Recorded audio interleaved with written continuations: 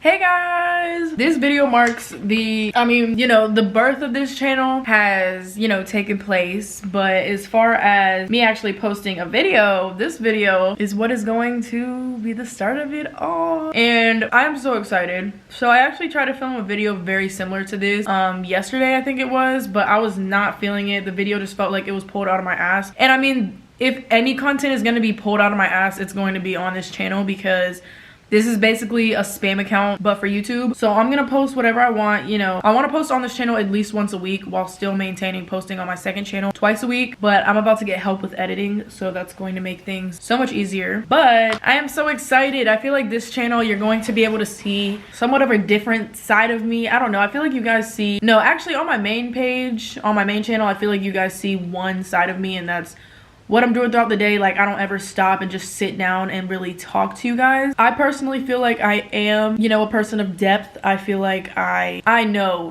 go beneath the surface, but on my main channel, I try to keep things just, I feel like I'm a little more private with my personal life somewhat. I mean, you guys see what I'll do on a daily basis, but I don't really talk about anything other than what I'm doing, and that's just what I do in vlogs. But I feel like on this channel we could really just sit down, catch up, and just have real conversations. So as I said before, I did try to film a video similar to this a couple days ago, or I think it was yesterday, but I just was not feeling it. It just felt, I was trying to do my makeup and answer questions at the same time. And I've said before, multitasking is not my strong suit when it comes to, a lot of scenarios. So I feel like me just chilling and talking to you guys now that I'm just relaxing, it'll be better. So I posted on my story on my spam account for you guys to ask me girl talk questions a couple days ago, but I just made another post like 30 minutes ago just to make sure I could get everybody and possibly answer your question. But we're gonna go ahead and go through the first story because I've had more people view that story, so there's already more questions on here, and then later on we'll probably touch on the second post. And also, if you're confused where I am,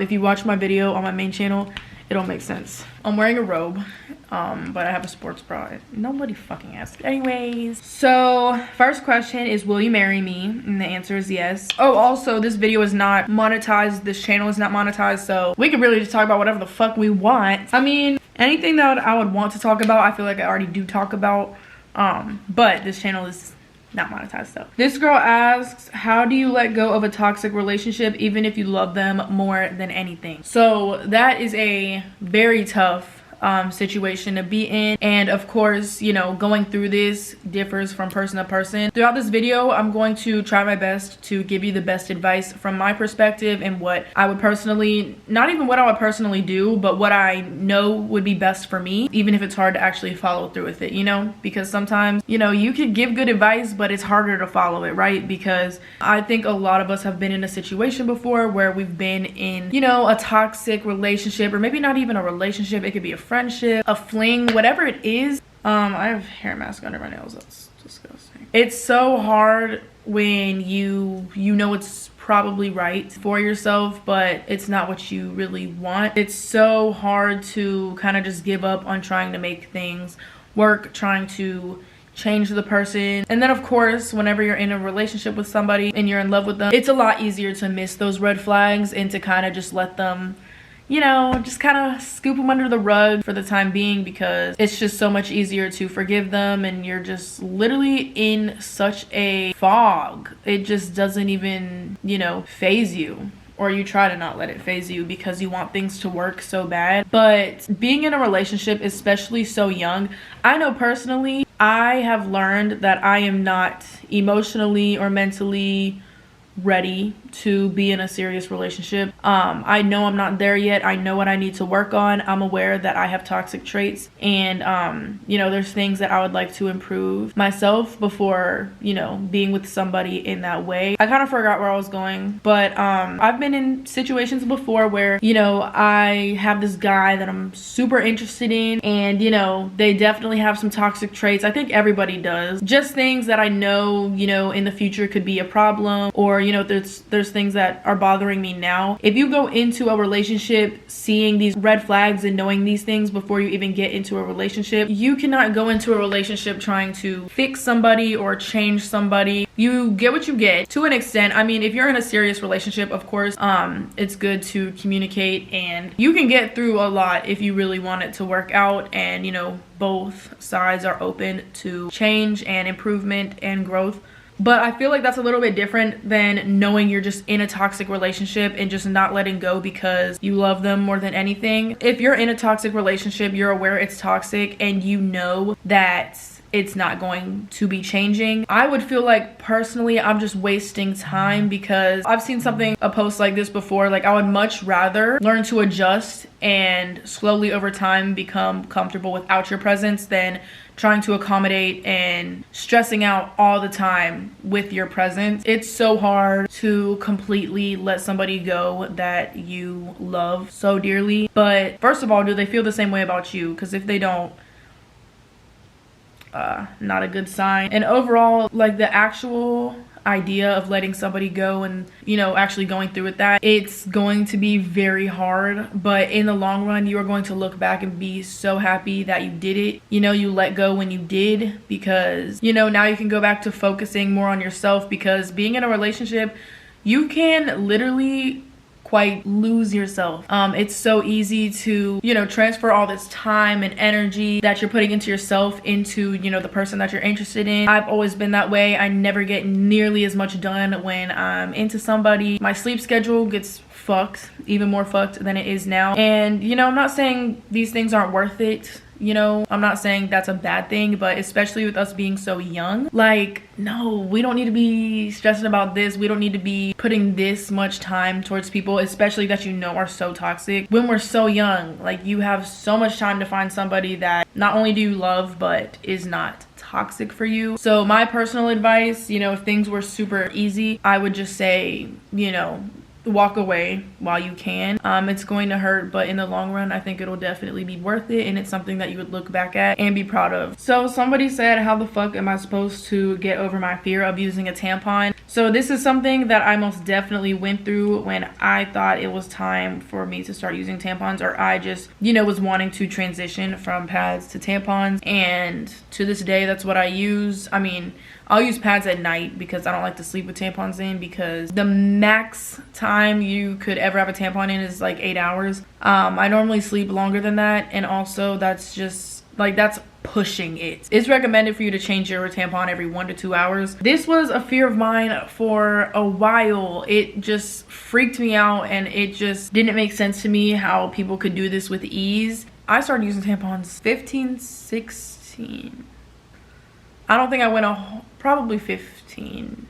I don't even know, but it was a while ago. I had went through multiple different tampons, you know, just trying to get it in. I wasted so many just because I would go for it. I would think I was ready to use it, and I felt like I just didn't know how to insert it properly, which would lead to me almost fainting. Y'all know my history of fainting. That was one of those things that I would almost pass out trying to do because it was just so scary for me. Not to scare you, because it is so easy once you get the hang of it. Yeah, as far as getting over the fear, once you do it once, like once you finally, you know, use one for the first time, you'll realize that it is okay and there's nothing to be afraid of. One thing about tampons that I feel like a lot of people don't talk about, and I haven't even talked about enough, you have to be cautious with tampons. This is so bad to bring up when you're literally talking about, you know, fear of tampons. I'm not saying this to scare you, it's just good to be aware of because it is a possibility. It is very important to change your tampons as frequently as you can. If you know you're going to be out and about all day and you won't have time to change them, put in a pad, because tampons do have the possibility, it's rare, but they do have the possibility to give you toxic shock syndrome. I'm going to give you guys the definition of toxic shock syndrome right now. Toxic shock syndrome is a rare, life-threatening complication of certain types of bacterial infections. Often, toxic shock syndrome results from toxins produced by staph bacteria, but the condition may also be caused by toxins produced by a group A strep bacteria. So as it says, it is rare for it to happen, but it's something you're definitely going to want to take into account. If you start using tampons, you need to be responsible and change them frequently. But like it said, it is rare. I've never had a complication with a tampon whatsoever, and I've been using them for years. I have been very fortunate to, you know, I've never had issues with them, and a lot of people don't. But as far as getting over your fear, you just, you know, I tried to look up videos, but I couldn't find any. You know, I looked on WikiHow, and what really did it for me was using a mirror and putting it up at an angle. I know you didn't ask how to insert it, but when I was scared of using tampons, it was because I didn't know how to insert it. Do not go straight up. It'll literally feel like you're hitting a wall. How do you find new music? When you find the answer to this question, let me know, because I literally listened to 4 songs maybe. I am tired of my own playlist. It's getting bad. So this next question says, do you believe in second chances for friends / significant others? Under what circumstances? So this is a good question, and it definitely differs, you know, from situation to situation, from person to person. As I've gotten older, just over time, I've been a lot more cautious and a lot more protective over who I surround myself with, who I allow to have access to me, my home, what I have to offer as a person. And I just mean, you know, me as a person, not physical items, or, you know, that's not what I'm talking about at all. Never had anybody ask me for shit. I support second chances. Over time, you just kind of learn that, you know, how people treat you is exactly how they feel about you. I know it's easy to, or I know if you really want to see the good in people, you're gonna think, oh yeah, well maybe they're just this, well maybe, you know, that's not what they meant. They meant exactly what the fuck they meant, exactly what they said. People will treat you, you know, exactly how they feel about you, and, you know, I take things as I get it, right? So, as far as significant others, I have definitely, you know, given second chances, third chances, fourth, fifth, sixth chances.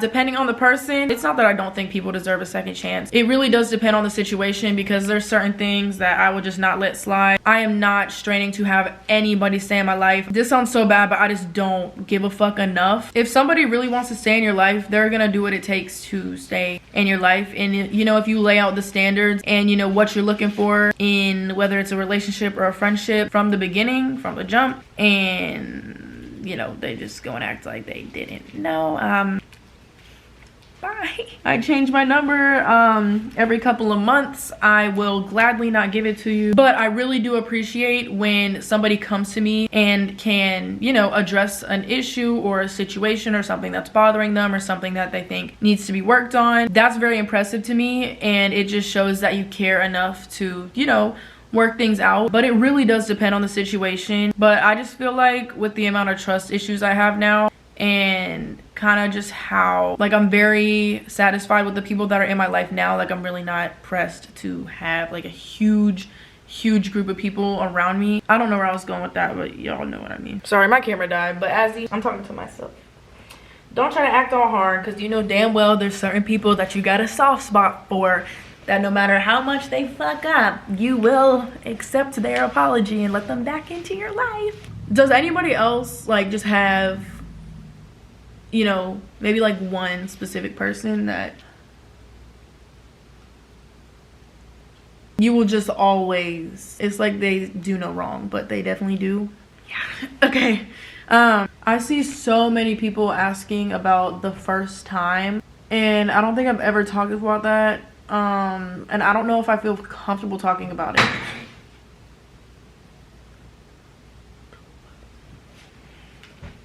I should have stayed home.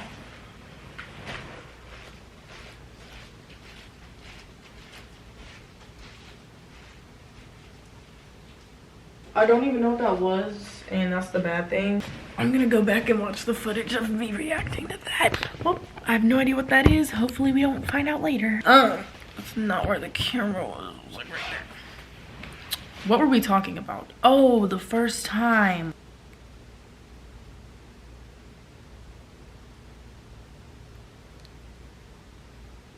I feel like if I even have to think about it, you know, if I'm not immediately open to sharing something like that, I shouldn't. But I feel like most people would feel like that's a very intimate memory that I will never forget. What was even the question?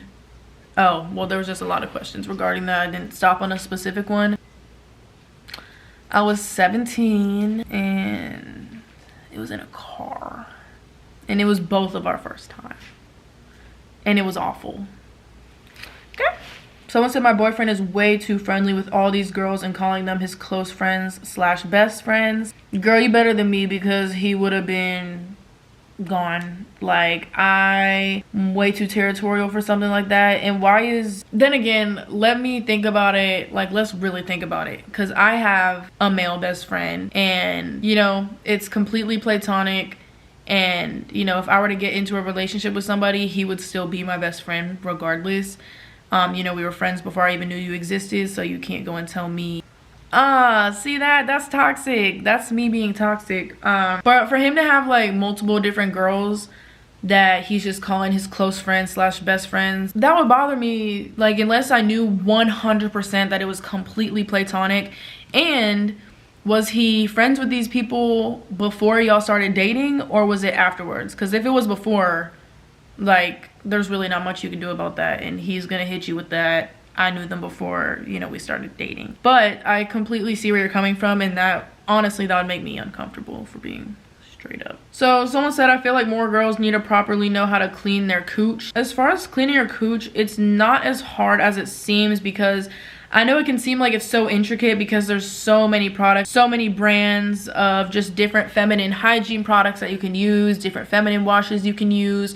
There's Summer's Eve, there's Vagisil, which I've heard horrible things about both personally. I've heard that they can throw off your pH. I feel like a lot of things can throw off your pH because it's just such a sensitive area. But products like that, I most definitely do not recommend. I've never heard good things about them. Honestly, your vagina is a self-cleaning device.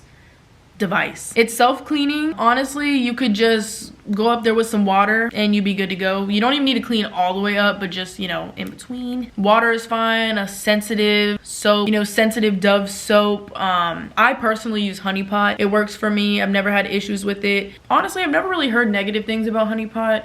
I've heard a couple people say that it's not the best, but overall, I definitely don't hear nearly as much about Honey Pot as I do Vagisil or Summer's Eve. But yeah, I would just, you know, it's a sensitive area, so you could either use like a sensitive or like a baby washcloth or your hands. But really, it doesn't take much, and you really don't even need to use products up there. It's not needed. But if you would like to use a soap, you know, you could use a sensitive Dove soap. I personally use Honey Pot. I like to use the baby unscented Castile soap as well. Those are all things that I've never had problems with and I haven't had any sort of irritation with. But everybody's body is different. You could use what works for you, but that's just my personal advice and what I do for my cooch. How old are you and what age did you move out?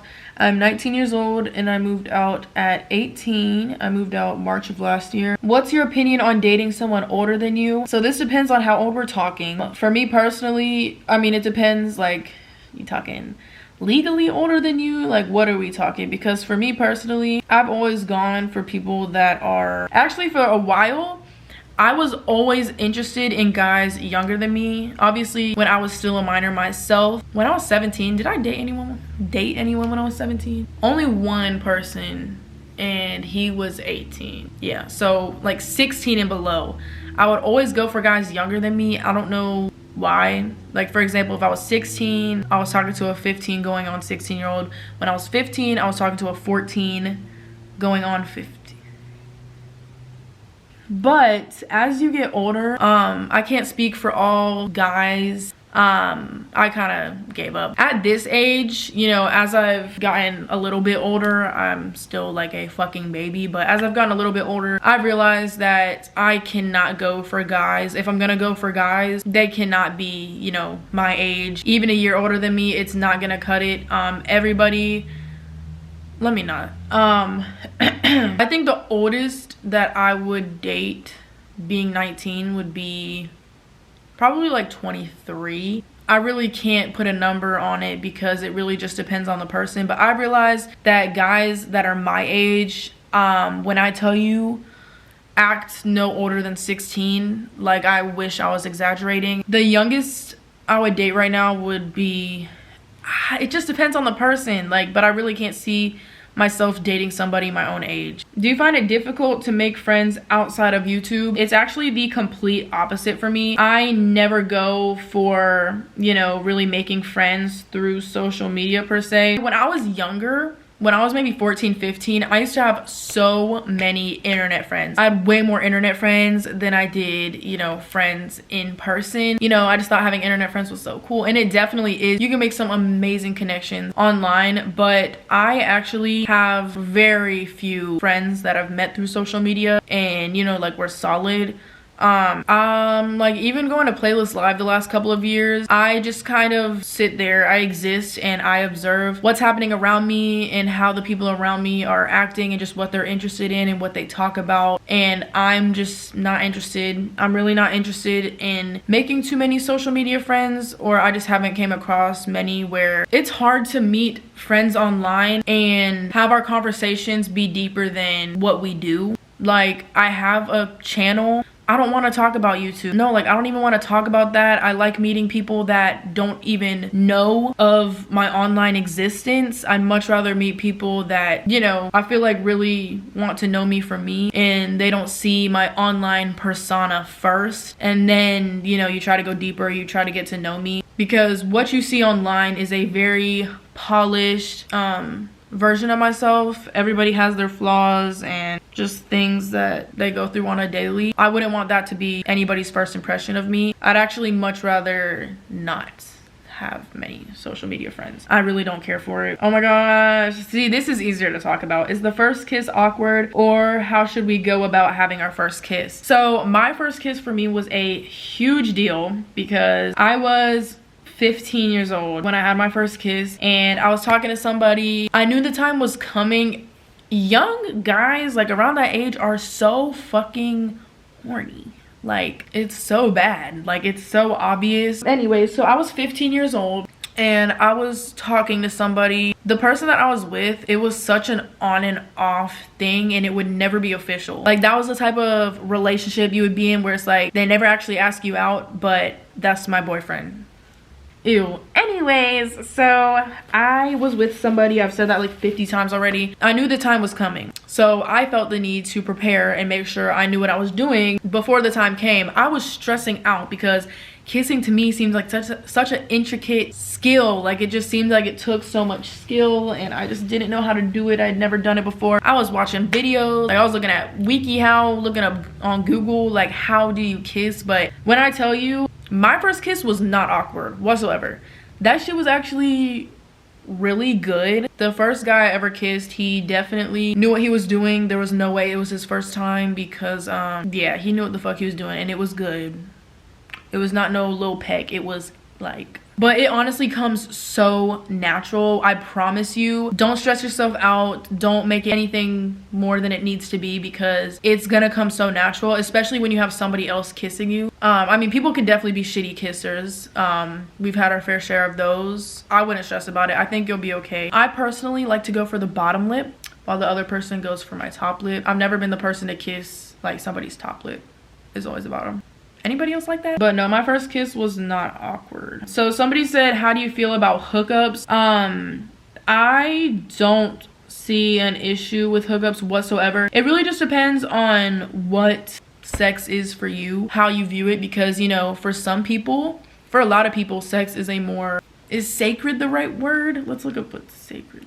Yeah, would that be? I really hope I don't offend anybody saying that. I'm trying my best here, but for a lot of people, sex is a very intimate thing, and it's something that people like to, you know, wait until they're with the person that they plan on being with forever before they even allow somebody to have that type of access to them. And then there's people where sex, like, I think sex can still be a very intimate thing and still something that means a lot to you, even if you're gonna have sex with people that you may not even know that well, or, you know, maybe you don't plan on marrying, or maybe you're not in a relationship with. I mean, normally hookups, when you say hookups, I think of you having sex with somebody that you're not in a relationship with. I don't see an issue with it. As long as it's a mutual agreement, it's legal, y'all are both of age, you know, there's protection involved. I don't see a problem with it. Yeah, do your thing, girl. Like, what if you want to, you know, have a little point, but no ties, y'all both on the same page, do that shit. It's okay to have a little fuck buddy, you know.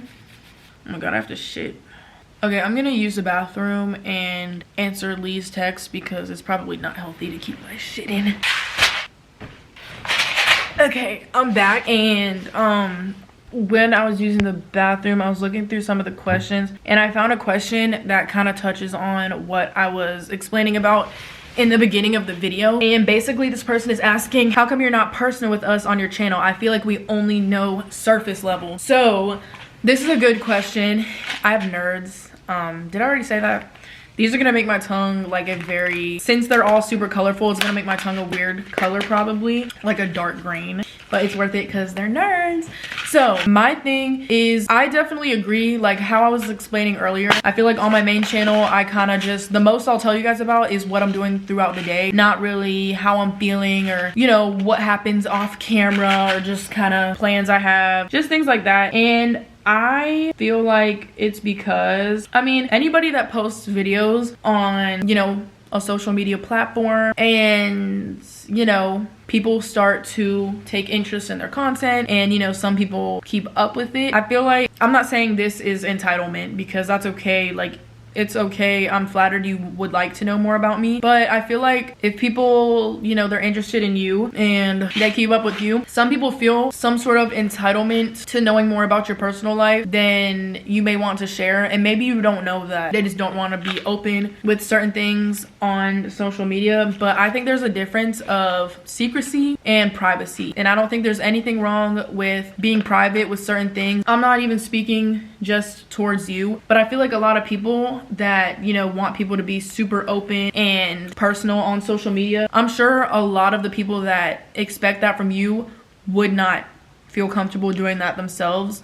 Like, imagine sitting in front of a camera having, I mean, a lot of you guys I'm super familiar with because I see you guys interacting super consistently, but then there's a lot of people that watch my channel. I have no idea who you are. I don't know who's watching my channel. I don't really get to see exactly who views my content. Like, I see the amount of views, you know, that is underneath a video, a number, but I don't really know who those people are. So it takes a very vulnerable and open person, and I applaud anyone that's, you know, more open with their personal life on social media. And I don't feel like I'm completely closed off, but I feel like over the last year or so, I have been a little more private than I have in the past, especially because, you know, the times that I have decided to be a little more open with my personal life and, you know, people that are special to me in my life, I have received backlash from that. I mentioned before how I do have trust issues. It's harder for me to open up to people now, even people I know more personally. So for me to just plaster like really personal information on the internet for anybody to see is not like my first choice. But once again, I feel like this channel, you guys are going to be able to see a side of me that I don't really show on my vlog channel. But yeah, I don't think there's anything wrong with not being personal. There's tons of things that you guys do know about me. There's tons of things that you guys do not know about me. Or maybe there's things that you feel like you know about me but are completely inaccurate, but I don't really feel the need to defend myself. Like, I know myself, you know, more than anybody else does.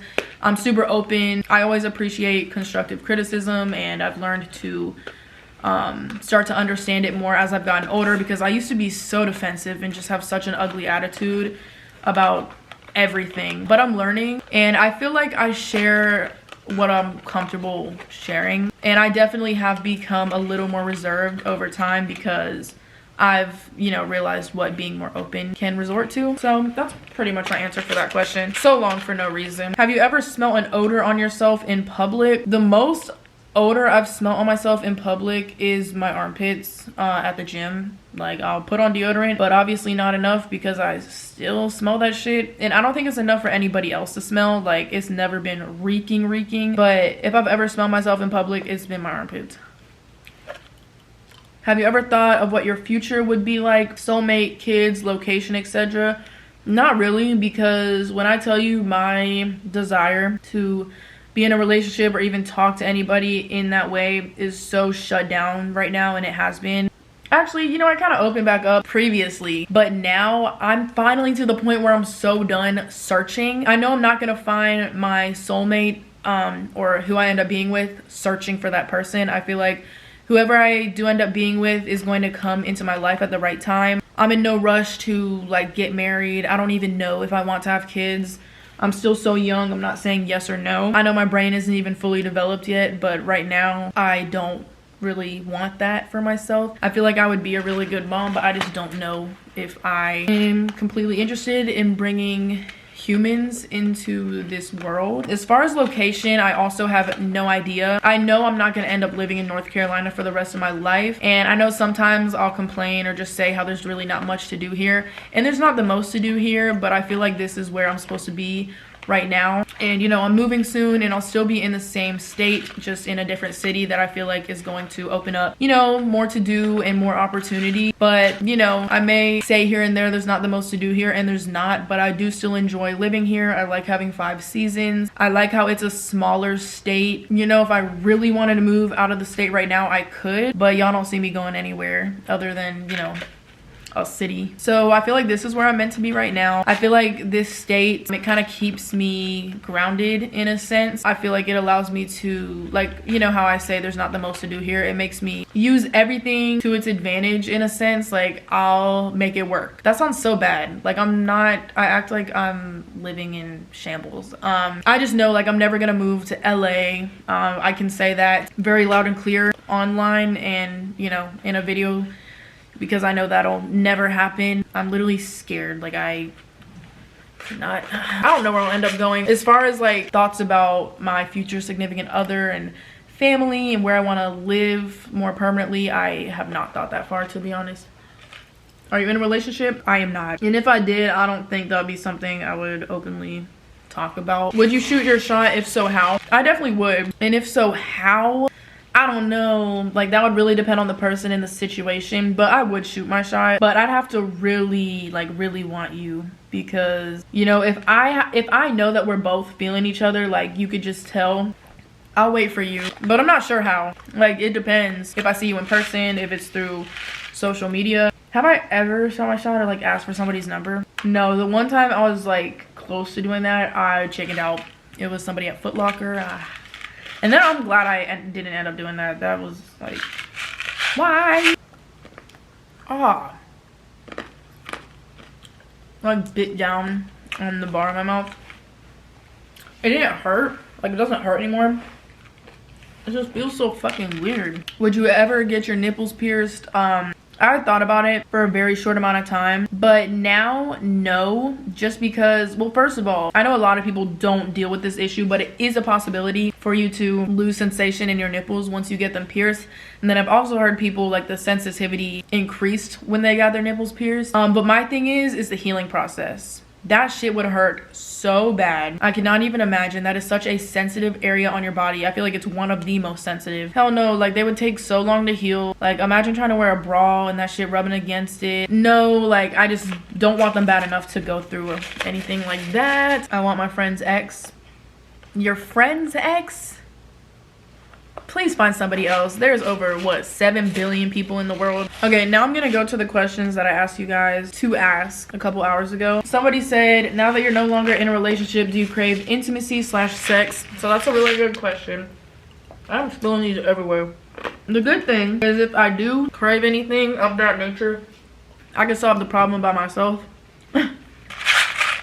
I mean, not the intimacy part really, but like satisfying myself. It's not something I think about on a daily basis, and I'm not even somebody that's constantly craving like sexual intimacy, but sometimes like maybe I just want like a hug, but not a hug from just a friend. Even worse, it'll be like specific people that I'm craving hugs from that I know like probably will never be a possibility ever again. Somebody said, how did you become independent and not depend on others for your happiness? That is such a good question, and I feel like it's so hard to answer. And not because I don't want to help you, because I really do, but I think once you realize that nothing outside of yourself is going to fulfill you in the long run, is ever going to create real happiness, because I feel like as long as you're not like genuinely happy, until you feel okay by yourself, nothing outside of you can genuinely make you happy for more than an hour, a couple days. like maybe a month. Things outside of you, people outside of you are gonna come and go. And you know, when someone means a lot to you, it's really hard to just kind of not put any sort of, you know, not tie your self-worth or your happiness to this person, because I know, like, from personal experience, if I'm in a relationship and the person I'm with is upset, I'm gonna be upset. You know, I'm gonna feel off. It's so weird because whenever I'm by myself, I never seek like validation, but when I'm in a relationship, since I feel as if I know my worth, if I'm in a relationship and they are not hyping me up and treating me the way that I feel about myself, we're gonna have a problem. And that's when I get bothered, because like, you asked me out and you ain't even. But then again, like, everybody expresses their love and affection in different ways. There's so many different love languages, but I feel like that's kind of stirring away from the topic of how to not depend on others for your happiness. But I just really think once you get to the point where you realize nothing outside of you is going to create real and constant happiness, you have to find it within yourself. You got to spend more time with yourself, find things that you love doing that make you feel good about yourself, that make you feel confident, whether it's, you know, a hobby, a sport, you know, going to the gym, eating well, even things that make you physically feel good, I feel really help upgrade, you know, your self-confidence and just feeling good on your own, you know, getting into a routine that you can rely on. It definitely takes time to love yourself and find yourself, and it's really important to spend time with yourself, because if you are constantly trying to, you know, be around a bunch of people, never stay still, like, if you can't sit in silence by yourself without feeling uncomfortable, we have a problem. I think it's really important to spend time with yourself. I think it's okay to, I think it's healthy to talk to yourself. It's okay to, you know,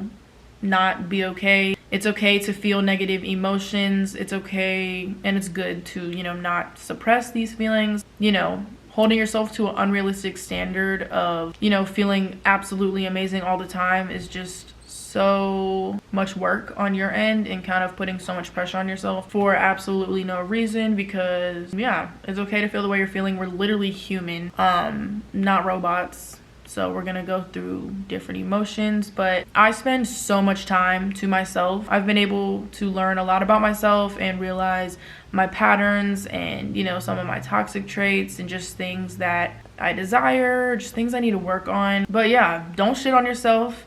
You know, uplift yourself. What you put out into the universe, I feel, really does play a big role and have more of an effect on you and, you know, others than you think. Don't constantly shit on yourself. You really can't expect anything good to come out of that. Just know that you deserve the world. Things are going to get better and you deserve happiness, and try not to find this feeling from things outside of you. Let's look within first. Somebody said, do you regret your past relationship? Do you wish you would have seen the signs earlier?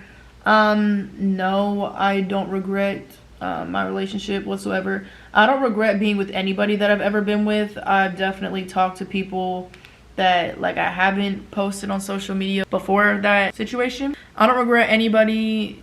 You know, I don't regret going through anything that I've gone through. You know, a lot of it hurt, but I feel like it definitely had a good outcome. I've learned so much.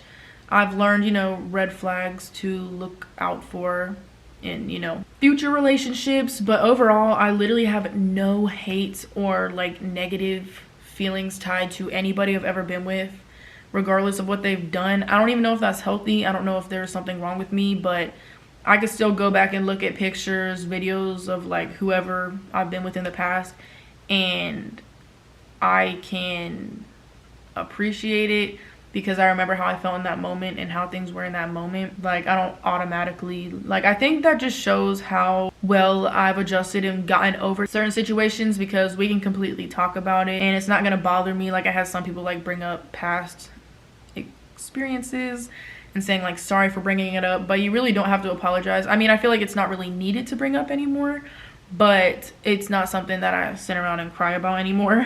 But no, I literally don't regret anybody I've been with. I feel like it was all needed for one reason or another. I'm gonna find one more question because it's almost 10:30. I have a mask in my hair and I still need to wash, style, and dry my hair.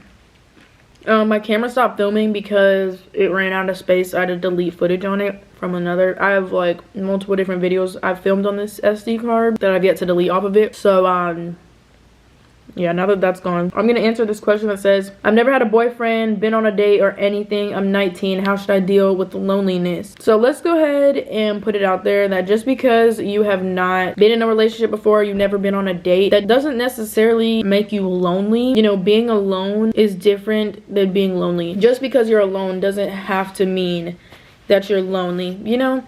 Like, whenever you were born, unless you were born with a twin, like, were you born with a boyfriend? Were you born with a girlfriend? Absolutely not. You obviously don't need them. I know it's really hard to feel like you don't, because a lot of people around you are constantly like making you feel as if not being in a relationship, you know, makes you lonely, or that you need a boyfriend. Valentine's Day is coming up. I want a boo, I want a boyfriend. But let's talk about everything else that being in a relationship comes with, rather than the cute Instagram pictures and like the highlights. I promise you, you're saving yourself so much stress, so much time and energy that could go into yourself, your friends, your family. I'm not sure who is actively in your life. Not everybody has, you know, a lot of family that they can fall back on, not a lot of friends they can fall back on. But if you do, and you're calling yourself lonely because you don't have a boyfriend, that is not lonely. If anything, you are blessed, because let me tell you, you've probably saved yourself from a lot of negative emotions, just stress and time that could have been put towards something else. Everybody's different, you know, everybody desires different things, but I definitely wouldn't put your self-worth and, you know, so much of your energy towards trying to find a significant other, especially at this age. Like, it's really not, it's not worth it. But yeah, guys, that's gonna be pretty much it for this video, because I still need to wash my hair, and I'm not even done filming the video that I'm filming for my main channel right now. So I'm gonna go ahead and call it a night with you guys, so I can go ahead and start working on my other video. But with all that being said, that's going to be it for today's video. I really hope you guys enjoyed us talking about a little more than going to Target and Starbucks. Do I use a different outro for this channel than the other one? I don't want it to be so like structured. So I'm gonna go ahead and, you know, call it a night. Love you all so much. Thank you for tuning in. If you guys have any suggestions and the comments are on, I really don't know why they would be off on this channel. That would be so stupid. Definitely let me know in the comments below. I never thought I would ever be able to say that again. That's crazy. Love you all so much, and I'll see you guys in my next video on this channel or our main channel. Bye.